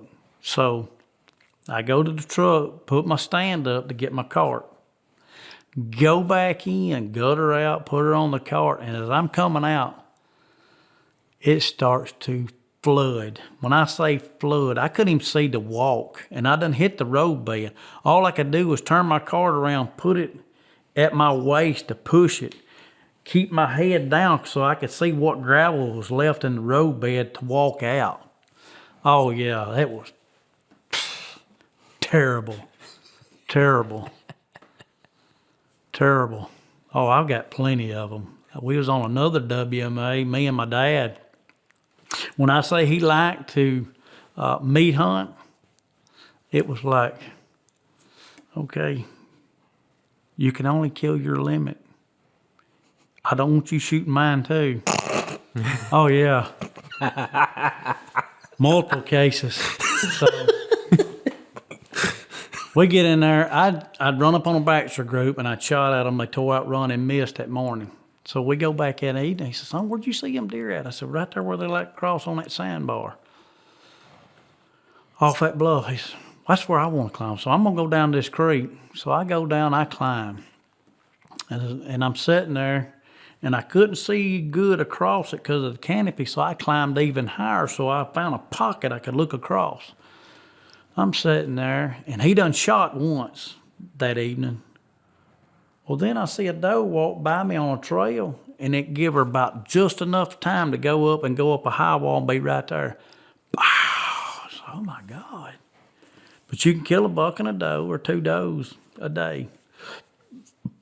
I'm still sitting there. I can't remember if he shoots again or not. Well, then right there, right before it gets dark, I look. As it ended up being a 9-point. I killed him across the creek, and the horns of it's out in the shed. So I get down. I think I go across. I find him. I gut him. I drag him down to the water. I go back up to him, and I was like, man, how many deers he got? We get up there. Luckily, he's only killed 1 doe. He said, son, let's do this. Let's carry everything back to the truck, and then you take these deer down the creek, and I'll meet you at the bridge in the truck. I'm sitting there, I was like, how about I put both tree stands together, that's 2 summits, get them tied together, what if we had backpacks, and I'll carry both rifles to the truck, and you start down the creek.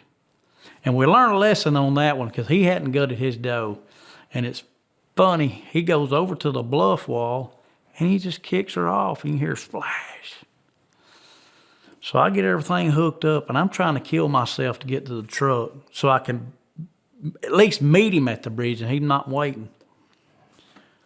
Man, I'm hoofing and just sucking wind. I make it to the truck. I get around to the bridge and I don't even see a light nowhere. Oh my gosh, where is he at? And I look down and I don't even see the bottom of this creek. So, oh my gosh. So then it's like, man, I ain't getting this water. I'm going to walk the bank around. So I finally find him. He's sitting on a log. I said, I might as well get in. Well, it's waist deep almost.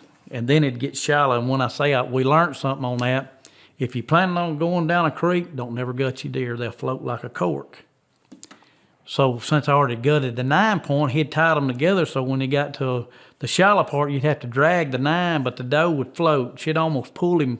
She would actually pull him in some of the current, or not current, but deeper water. But yeah, that was a bad night. Bad night. We've had some good drag outs like that. One thing I wanted to ask too, again, kind of staying on the theme of woodsmanship, when you, like, if you think back at when you started getting consistent on at least being on big deer and killing big deer, do you remember some of the things that it was that kind of flipped the switch for you where, you know, the wheel started to turn and you started to put it together where you were able to consistently be on the bigger bucks? You remember what some of those things were? No, not really. I'm going to say it's still hunting the travel routes and just a little bit of sign because I'd much rather sit right there on that trail than trying to find a deer wandering through the woods like the wide 8-point I killed with a bow last year. I'd scouted it like 3 or 4 years ago and forgot I'd put one night tack in that creek bottom going up through there. And I'd made a hunt, and I was like, well, I'm going to slide over and try it. And that was the first year I'd got that little run and gun stand with the steps and all that. And I was like, I really want to try it in daylight to get up the tree. So I already knew a lot of the trails that transitioned through there, but the way it pinched them down, and man, by the tracks and stuff that you could see on the ground, is worth giving it a try. And it worked out. I don't know. I don't mind sitting on a couple tracks. I mean, I'd rather burn a hunt. I mean, I get, with my work schedule and the vacation I got, as long as I'm on deer sign, I can climb it. And it don't bother me none. One of the things that we learned last year when it comes to hunting trails specifically was we went out and did an in the field video with Bobby Worthington, he's a big pinch point funnel, like big rut hunter, big bow hunter. And when we went out with him, he was showing us some spots that he actually hunts. And when we went in there and looked at those trails, I was really surprised actually to see how not heavy those trails were. Mm-hmm. That a lot of them were pretty subtle. And he was hunting areas where like a draw would come up at the top of a hill and kind of peter out. and there'd be a trail maybe coming up the draw, and then there'd maybe be a trail or two that comes and just cuts right at the head of it. And that's what he was always hunting. And basically he's going either to the heads of these draws and finding those, or he's finding a good trail and he's walking it until he hits that intersection. Mm-hmm. Is that essentially the same thing that you're doing? Yeah. Like when I took Pablo with me, we'd come up and it was a log road bed come around. And after we got to the top of the ridge, not the top, but it was a good bench that come around, and then the ridge had a good steep to it. So it come around and then it made a hard cut, like you found the point. Transition line, short pines, probably 12 foot. I look at Pablo, I said, I'd almost bet they gonna walk that side and dump out right here. And you could see they was walking here. And sure enough, I had a 8-point come in that morning. He'd walked. I mean, I called it just right. He walked the transition to the pines here, but that bench come out and dumped out right there where I'd climbed. So, but then it was another trail. I was wanting him to climb the trail down below me. I said, I don't care. I said, we're in here gun hunting. I said, I can't see the trail that you're going to be on. You can't see the trail I'm on. I'll be just as happy if you shoot one on that trail. I said, the only thing, if you shoot, don't get down. Just hang out and let me get my morning hunt in. And long as I got somebody with me, I don't mind them hunting 200-300 yards from me. But man, it would look good. Good trails running parallel. Because I was wanting him to climb that trail, and I was going to climb the upper trails. Mm-hmm. Now, also another thing that you mentioned just throughout the whole podcast so far is that you like to go into areas that you've scouted in the past and just kind of check them, like check up on them, see what the sign looks like. When you're going to do that, let's say again around trails, are you looking at those trails and you're looking for that subtle sign to make sure those trails are being used at that time? As in you're looking for the browse where they're nipping things, or you're looking for little tracks in the trails or anything like that? Is that how you spot check that? Yeah, and I will take, like, if it's a good log laying across the trail, I'll clean out on both sides, because when they step over, they'll impress the ground a little harder where you may not see no tracks on the trails, or I will clean leaves out of the way just so I can see the tracks. That way, if you're seeing that big track or something smaller, when I come back in, everything's out of the way, I can see it. Because sometimes you can rake it back real slow and see it, but a lot of times you're scraping it and, you're doing away with it. That's a good tip. Now I know if I'm ever bumbling around in the woods out here and I find a log that's cleared out, I'll be like, Jamie McKay's been here. But I had one that asked me the other day about creek crossing. He said, man, how do you hunt them? What do you do? I said, man, I'll climb them. That I'm so close to the creek, I said, I can pee in them, and I have peed in them. I said, you just need to make sure you're on whichever way the water's flowing, you need to be on that side of the trail. That way to pull your thermals with the water. And, man, I don't mind climbing. A lot of people are like, oh, don't climb down in that bottom.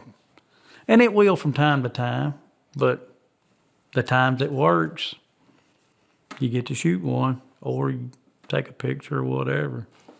Just not worrying about the swirling wind or anything. Mm-hmm. Is there, if it's real windy, will you not go into a bottom like that? Like, are there only certain days that you'll do that? Now, if I got that gut feeling, I don't care what it's doing. If it's a gun hunt and I feel like it's that time, or I got some camera intel saying every year something on this hunt on this day's been crossing, I'm going to go in there and climb. I don't care what it's doing. And hope for the best. Because a lot of times that short mag's going to get him before he wins me. Now, not every case. That one year I was in there early, boy, it was a stud of a 9 or 10, and I think it was him. But it really wasn't blowing good that day. I think it was that slight little slow swirl. And I've had that on 2 different instances. I was up on the side of a ridge, and the deer takes off blowing runs in the bottom. I'm nowhere near. I could shoot it, but you can just pick up the deer. And he blew and run. I was like, man, that breeze has hit me in the face. But it was real slow, or real light. So I figured it was just swirling in there, and that's what got me. Yeah. But I also went back the following year, same week, time frame, and smoked. I ain't going to say it was him, but it was a pretty decent deer. Smoked him in there. Yeah. Yeah, that's interesting on the tracks, just because again, you're hunting big wood settings and you're still focused on those tracks. And like, is that just another thing that just gives you confidence if you have one of your little track traps that you're putting out where you're trying to pick up where they're stepping over a log or on a creek crossing or whatever? Or are you going in and you're finding like a big track that you think is from a buck and you're like, okay, this is where I need to be hanging out for the next week or two? No. I'll go into a couple hunts, depends on the weather. If I got something else going on, goes back to that gut feeling. I'll slide in, give it a hunt or two. Now, if I run a camera in there, had a good deer. Now, where I killed the killing tree, now I used to hunt it religiously. Like, okay, this weekend for probably, this is before they changed the seasons up on us and all these different zones here. Man, I would bow hunt it for about 3 weeks in a row. Same tree. But you would be amazed at the success come off of that one tree right there during that time frame. Yeah, that actually brings up another question I was curious about is how long you like to give spots. Because, again, when we talk to guys who hunt bigger wood settings and especially lower deer density areas, which you hunt, they're much more willing to sit a spot over and over and over again because it's not like you're blowing deer out every single time you're going in there. So that you're like that too. Oh yeah. Now the killing tree, it ain't the killing tree no more. It's changed. I don't know when it's gonna get back to them cutting through there like it used to, but I couldn't even tell you the last time I went and got in it because it's changed that much. Matter of fact, I don't even run a camera on that no more.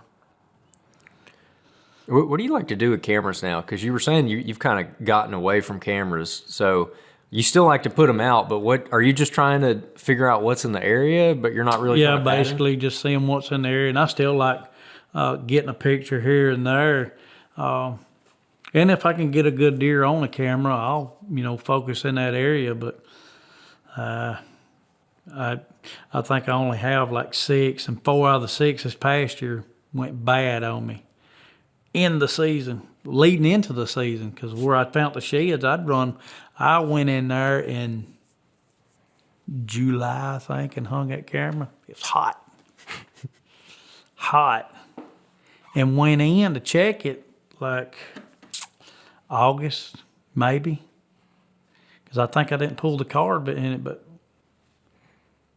once, and the second time I was pulling the camera, but that's when I hid the stand in there prior to getting ready to hunt it. So I only checked it once and I pulled it, but I had thought I didn't format the card. And then I formatted everything, and then when I pulled the camera, 0 pictures, and I was like, oh my gosh.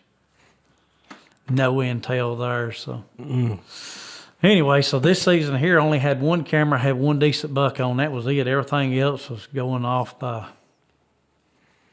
scouting, all new. And old ways. Like this year we didn't have no acorns. A couple of years ago we didn't have no acorns. But we also was in a bad drought. There was very limited browse. So it was a different season. This year was no acorn, but we had enough rain when the fields was planted, the fields made it. So I could revert back to hunts I had 20 years ago. Building up that catalog, man. Building up that mental catalog, Yeah. just experience in the woods. Well, I wanted to ask you this, Jamie. What do you have to see early season in October to feel confident in order to kill a buck during bow season out in the public? Man, I don't feel like I can kill a good buck or see a good buck till November hits. When I got that one October the 6th that year, I was as surprised as everybody else was to get to see that caliber deer on his feet. But we had a cold front, an unusual cold front to come through. And I said, somebody's going to kill a good deer this weekend. I just didn't know it was me. And I think that front moving in, that got him on his feet. I've never really had good luck on, because it's big wood setting, finding that feed tree. I only found a couple of years ago on a muzzleloader hunt. I'd found a white oak and it was just pounded under it. Wasn't even no droppings. I was like, it's either going to be deer or it's going to be pigs. So I made that muzzleloader hunt in there, and I had a buck in the dark come in making a scrape. Then I videoed a small 8 and had 2 more spikes to come in. I was like, oh my gosh, this is a hot spot here. That's the first time I ever found a good feed tree that all of them are pouring through. But what got me to go in there to do more snooping around, scouting, is because I had climbed the ridge to my left, and I'm sitting up there because it was some acorns had dropped, and I could have swore I heard antlers tickling. So I'd went in there and done some investigating around and about where I heard it, and that's when I stumbled upon that tree too. I was like, well, anyway.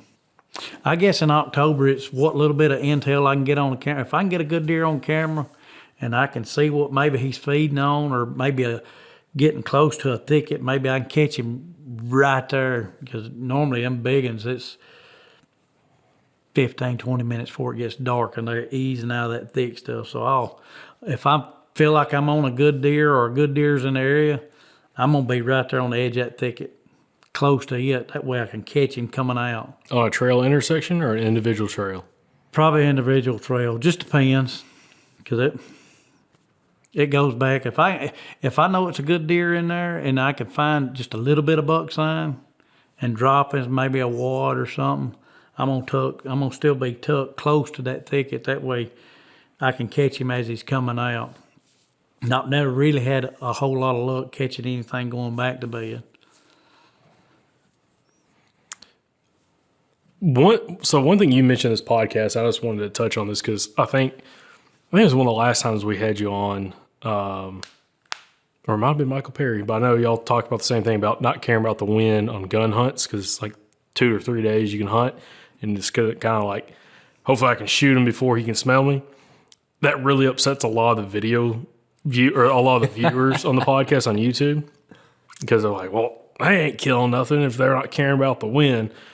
And I just want you to just touch on that, because we're going to get comments on that from earlier on. When you're hunting mountainous terrains, even though it's saying northwest wind for the day, and where I got picked out to go climb, when I get up there, 9 times out of 10, it's good wind for where I'm wanting to hunt. Even though it's saying this, so if I tear out and get in there, or decide not to go in there because of this certain wind, man, them deer, when the rut's on, them deer don't, if they really, really hot on the trail, they ain't paying a lot of attention to the wind anyway. I was watching Hunting Public earlier today, and they stepped up off the creek bed, and it's a hot doe in the area, and man, it's just bucks everywhere, and they's like, man, they just come through our wind. 2 of them did, 2 different times. So they ain't as alert when the rut's really, really on, but the way the ridges are, man, that wind, you can't just scratch a hunt because, Bob over here, the forecast guy, said it's going to be a northwest wind because it twists and turns a lot. The only audience members that really can relate to that we've had reach out on episodes like this with you and Michael Perry, I know we've talked about that a lot with him, about the swirling winds and not really caring about the winds on gun hunts, is the other guys that hunt mountains, especially on public land. Right. Because the same thing, like, it's forecasted for one thing. Azure, like one of the guys we interviewed last year, Jordan Jones, he was talking about hunts in the mountains in North Carolina, and he's like, it says it's coming out of the northwest. you got to walk way up the mountain, 1.5 miles, 2 miles to get up on top of the mountain or up where you want to go. And he's like, it'll change 4 different directions on the way there. Oh, yeah. And then when you get there, it's 180 degrees from what they called for. So he's like, same thing. Like, he's like, you just got to throw that out the window if you know it's a good spot, good timing, and all that kind of stuff. And the average guys that are hunting hill country or flat land habitat, they don't probably have the same experience and understanding as a lot of you guys that hunt the mountains a lot more. And there's some of the places I pick out that's on the top of the ridge, and some of it will be side hill. It varies. It varies whatever I feel like the advantages is on me. And man, when you're on the top, you can get away with a lot. But you can get up there on some of them hunts and be hitting you here. And next thing you know, it's hitting you here, then hitting you here. I don't know. After as many decades as you've had hunting this kind of habitat out here, more mountainous terrain, how do you see bucks navigating it? Like, are they on, first off, a lot of those heavy trails? And or how are they navigating the terrain? Like, are they doing what a lot of the does are doing, or do you see them cutting across it differently? No. The bucks, they navigate in a little bit different than the does. Like hunting some of your food plots, man, they got cruising trails that's right off the fields that runs parallel with the fields. A doe, they'll travel right up the little draw, the drainage coming up. They'll walk up it, but if them bucks is running parallel to everything, they can check everything. Because you got some fields that's really long, like half-mile long. You got some fields that's a couple acres, but normally they got a trail, a cruising trail. You just gonna have to be there at the right time they decide to cruise it, and you can catch him. But no, sometimes they'll travel the same thing, but no, they'll get the, I guess you say, the travel route that they can intersect multiple trails. And are those the trails you're looking for? Oh yeah. Yeah. I'm sure you take it out some other like newer. Because Justin, he got to experience it. Because when I took him in, he's like, man. Because I said, let's go in there and boat. Well, when I killed the 10 this year, I said, you want to go in there in the morning with me? We'll hunt. Give it to about 9:30, 10 o'clock, and we'll climb down and look for that 10. Well, at the time, I didn't know he was a 10. I said, I think I seen a G2 or something on him. Matter of fact, I didn't know he was a 10 at all. I just knew he was a good deer. And I said, I had a 6-point, was on a cruising trail that was about 40 yards from me. And that's what the 10 ended up coming the opposite direction right before dark.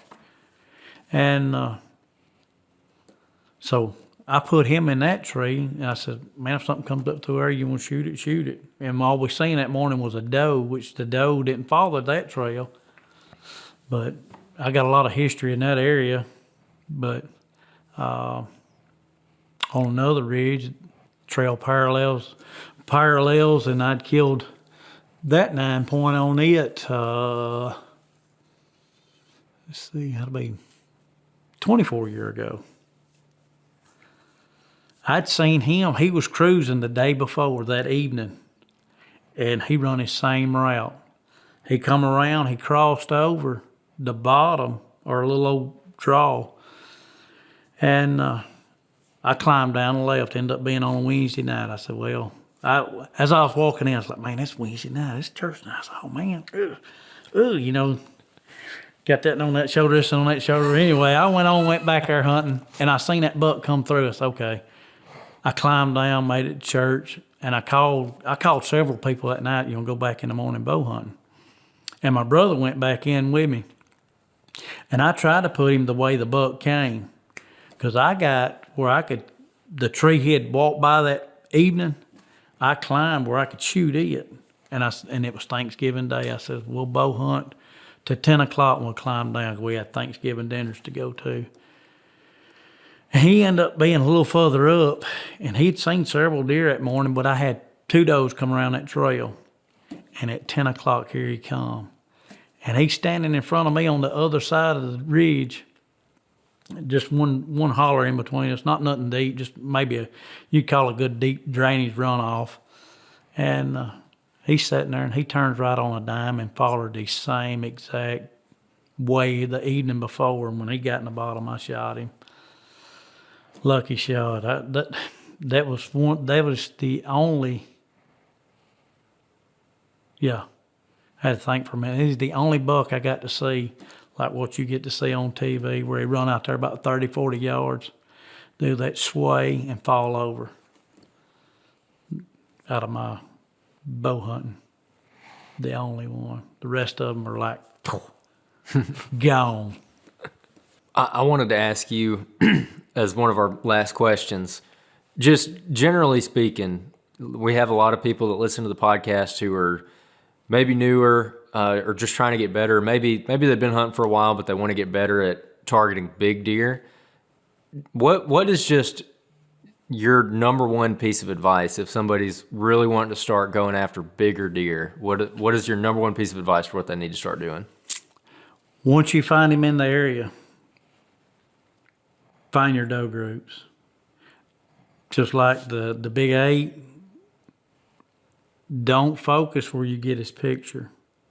And I wouldn't hang out in there a whole lot. Like the ridge where I know my doe group's at, I'll pop in, pop out, see what kind of, if the acorns made it in there. If I see a few does, and back out until that week that I know. Undoubtedly, this doe comes in at the same time frame, and she loves this area. I hope she never dies.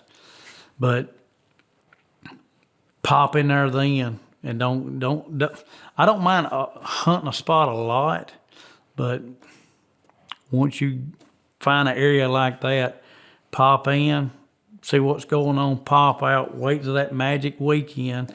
If it's public land and it's a gun hunt, if you like gun hunting, pop in then. If you like bow hunting, you're going to have to narrow it down just a little bit more as far as what trail she's walking. But I would just stay out and then pop in. I wouldn't overdo it where I know my main rut action is going to be. So you're saying don't kill does in spots that set up really good for a rut kind of travel corridor where some does are hanging out. Well, where they at, I wouldn't shoot a doe in there for her. You'd have to eat some of it before you got out. Started firing and make Start firing, just eat her back there. But another thing, I see a lot of guys, I mean, they are taking all this information from all these different areas and they trying to put it in and make it make sense. Man, process what works in your area, but go back to hunting deer. Hunt deer, hunt the sign. Cameras are great. Get what little bit of intel you can, but don't get hung up on them. Go back to hunting deer. Because I had a few guys this year, and it was a tough year. I was just very fortunate at what I done this year. I still call it luck, and it may not be. It may just be I'm an old guy hunting in the same areas, but go back to hunting the subtle sign and hunting deer, hunt the droppings, hunt the trails. If they ain't in the creek bottoms because there ain't no food there, transition back up where it's thicker, got more browse. And who cares if I can't see 50, 60 yards? If they done some logging in there and got some old skidder trails, and it's kind of grew up, set where you can see down one or two of those and climb in there. Because, man, them couple guys is like, well, I'm going in here deep and I'm finding they own my cameras, but I'm not seeing them. And then I start talking to them. They said, well, I'm walking through stuff like that. And I was like, man, because I was walking through the same stuff this year to get to that creek bottom. And then when I backed up and crawled off in that, man, I seen all kind of deer. Let a few walk, stuck a doe that I didn't find, and I don't know why. 10 yards, it was a spike was bumping her. He was bumping 3 out in the cutover. They come around. There's a trail that come up, 2 trails right there in front of me on a bluff wall.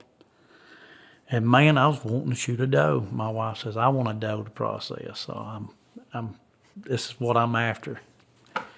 And man, the first 2 does shot through. I was like, oh my gosh. Well, then his spike comes up and he's He's smelling around. He makes a loop around behind me, and I hear a rock, and because I'm focused on it, because I'm filming around the tree with my phone. I hear that rock, I look, and that third doe, she's coming up. And he's just locked in on her. He's not chasing her or nothing. He's just waiting. And, man, I stick her pretty. I'm finna quit focusing around that shoulder, from behind the shoulder to the last rib. If he punch it in that center section, there's plenty of stuff right through there. It's going to kill a deer, because when you really start looking at the anatomy of the deer through the shoulder, everything's low anyway right in here. It starts tapering down, and that's been a bad mistake for me, is focusing on that shoulder. But anyway, get back to hunting the sign, not buck sign. You can find a little bit of subtle buck sign in that thicker stuff, but go back to where they're feeding and browsing at, and the droppings, and focus more on it than you are the obvious stuff. Wise words right there. And, you know, you keep saying like, oh, I got lucky. And it's like what's that saying? The harder I work, the luckier I get. Yeah. I feel like you're the embodiment of that, because you work for it. There's no doubt about it. So I got a buddy, his saying is, because when I say I'm lucky, he says, you create your own luck. And that's through all the scouting and the walking that I do. But I still feel lucky, blessed, all wrapped in one. Jamie, one last thing I want to ask you, because I liked Andrew's question, talking about for someone that's trying to transition to shooting mature bucks or bigger rack deer. What about deer hunting, even to this day, as hard as you hunt, still gets you excited about it? I don't know, all of it's exciting to me when I get to see them, get to shoot them. And some of I've had some, man, you not get nervous when they're coming in? No, it happens when it's over.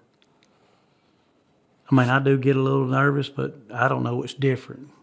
It's almost like you focus in, this is, you know, it's either you do what you got to do, or you're going to walk home with a bad memory that you never forget, because all the misses and bad shots with a bow, I still know every one of them, and still could close my eyes and watch it over. Perfect. But yeah, some of that, the guys are walking deep, man. If you have problems sweating like I do, wear one thin shirt in, keep you a gallon Ziploc bag, take that dude off, stuff it in it, put it in your backpack. If your feet sweat a lot, cold, change socks. It don't matter. It takes another 10 minutes at the base of that tree. Change your clothes, put it in a garbage bag, put it in your backpack.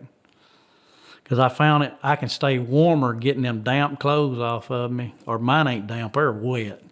I've sweat so bad the top of my waist has been wet.